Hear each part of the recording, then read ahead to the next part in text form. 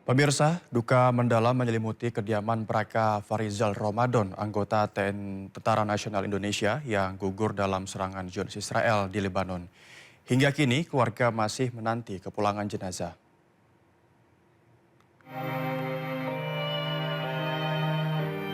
Suasana duka menyelimuti kediaman orang tua Braka Farizal Ramadan di Kulon Progo, Yogyakarta.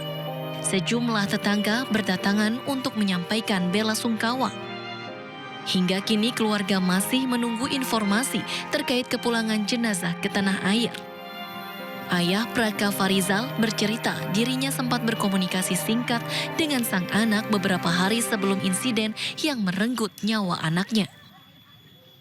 Dari Koramil katanya Prabu apa kan belum jelas. Kalau saat ini informasi yang diterima keluarga gimana Bu untuk istri dan anaknya?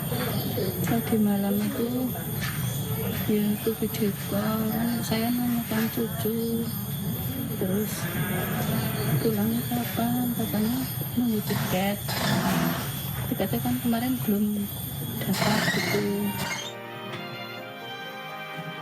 Sebelumnya, Braka Farizal gugur ketika bertugas di Lebanon sebagai pasukan penjaga perdamaian PBB atau UNIFIL di Lebanon akibat terkena serangan Israel. Braka Farizal gugur meninggalkan seorang istri dan seorang anak perempuan yang berusia 2 tahun. Dari Kabupaten Kulon Progo, Yogyakarta, Basuki Budi Utomo, iNews melaporkan. Sementara itu pemirsa, pihak keluarga dan warga sekitar sudah menyiapkan pemakaman untuk almarhum Sertu Muhammad Nur Ihwan di Magelang, Jawa Tengah. Rencananya almarhum akan dimakamkan di pemakaman dusun setempat. Beginilah pemirsa, suasana duka masih menyelimuti almarhum Sertu Muhammad Nur Ihwan yang gugur menjalankan misi perdamaian di Lebanon di Desa Dayangan, Kecamatan Mertoyudan. Karangan bunga bisa kita lihat dari berbagai pihak berdatangan ke rumah duka mulai dari Kementerian Luar Negeri, Kasat hingga Panglima TNI. Warga sekitar juga sudah menyiapkan pemakaman untuk almarhum Sertu Muhammad Nur Ihwan tepat di samping makam sang ayah. Pemakaman di makam setempat atas permintaan dari pihak keluarga. Neneknya Mas Ikhwan, rencana tanggal 1 ini sudah meluncur dari Lebanon. Tapi nanti ya atau tidak kita cuma menunggu dari kesatuannya. Suasana duka juga menyelimuti kediaman almarhum Kapten Infanteri Zulmi Aditya Iskandar yang gugur menjalankan misi perdamaian di Lebanon. Almarhum rencananya akan dimakamkan di Taman Makam Pahlawan Cikutra, Bandung. Duka kehilangan menyelimuti kediaman dari orang tua almarhum Kapten Infanteri Zulmi Aditya Iskandar di Kampung Cikendal, Kelurahan Cipageran, Kecamatan Cimahi Utara, Kota Cimahi. Para pelayat terus berdatangan ke rumah duka. Sejumlah karangan bunga duka cita menghiasi kediaman almarhum. Saat ini, keluarga masih menunggu kepastian kepulangan jenazah Zulmi ke tanah air. Sebelumnya, komunikasi terakhir dengan almarhum terjadi pagi hari sebelum insiden. Tapi jenazahnya masih di sana, kita lagi menunggu kepulangan beliau ke Indonesia. Gitu. Ya kita doalah mudah-mudahan almarhum diterima oleh. Udah setahun ya, seharusnya bulan depan itu udah selesai sebenarnya. Cuman ya namanya ajal kita nggak tahu. Almarhum Zulmi adalah salah satu prajurit TNI yang gugur saat menjalankan misi perdamaian bersama PBB di Lebanon Selatan setelah terkena artileri serangan Israel. Almarhum meninggalkan seorang istri dan 2 anak yang masih kecil. Rencananya jenazah akan dimakamkan di Taman Makam Pahlawan Cikutra. Dari Cimahi, Jawa Barat, Yuwono Wahyu, iNews melaporkan. Sementara itu pemerintah Zionis Israel menyatakan akan menginvestigasi penyebab gugurnya 3 personel TNI penjaga perdamaian PBB di Lebanon Selatan. Sementara itu pemerintah Prancis mendesak PBB menggelar rapat darurat pasca gugurnya 3 personel TNI. Pemerintah Israel berencana melakukan penyelidikan atas gugurnya 3 personel Tentara Nasional Indonesia yang tergabung dalam pasukan penjaga perdamaian di Lebanon atau UNIFIL di wilayah Lebanon Selatan dalam 2 hari terakhir. Kementerian Pertahanan Israel dalam pernyataan resminya menyebut insiden yang menyebabkan gugurnya 3 orang anggota TNI tersebut akan ditinjau secara menyeluruh guna mengetahui penyebab peristiwa itu. Israel mengklaim lokasi peristiwa yang menyebabkan gugurnya 3 orang anggota TNI berada di wilayah Lebanon Selatan yang notabene merupakan area pertempuran aktif antara pasukan Israel dan kelompok Hizbullah, sehingga diasumsikan bahwa insiden yang menyebabkan gugurnya 3 anggota TNI menjadi mutlak dipicu oleh tindakan Israel. Secara terpisah, Kepala Misi Pemeliharaan Perdamaian PBB Jean-Pierre Lacroix mengkonfirmasi pasukan penjaga perdamaian asal Indonesia terkena ledakan di dekat Bani Hayan, sektor timur. Lacroix menegaskan, pasukan penjaga perdamaian semestinya tidak menjadi sasaran serangan dari pihak yang bertikai.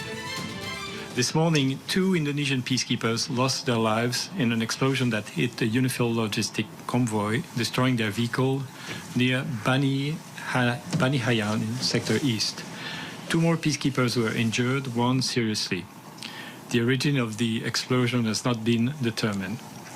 Yesterday, a peacekeeper of the Indonesian contingent was killed in an explosion inside the UNIFIL base in Et Taib, also in Sector East. Another peacekeeper was critically wounded and was evacuated to a hospital in Beirut. We strongly condemn these unacceptable incidents, and peacekeepers must never be a target. Gugurnya anggota TNI dalam insiden di Lebanon mendorong pemerintah Prancis mendesak digelarnya pertemuan darurat Dewan Keamanan PBB. Menteri Luar Negeri Prancis Jean-Noël Barrot pada Senin kemarin meminta segera diselenggarakan rapat darurat Dewan Keamanan PBB menyusul insiden serius yang melibatkan pasukan penjaga perdamaian PBB. Barrot juga menyampaikan ungkapan bela sungkawa kepada keluarga korban serta menyerukan dilakukannya penyelidikan untuk mengungkap kronologi kejadian.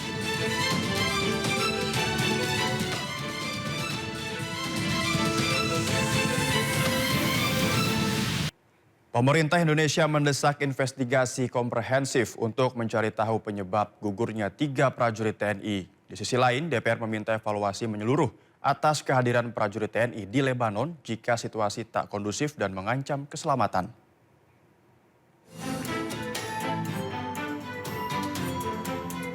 Indonesia berduka, 3 prajurit TNI yang bertugas sebagai pasukan penjaga perdamaian PBB di Lebanon gugur akibat serangan Israel.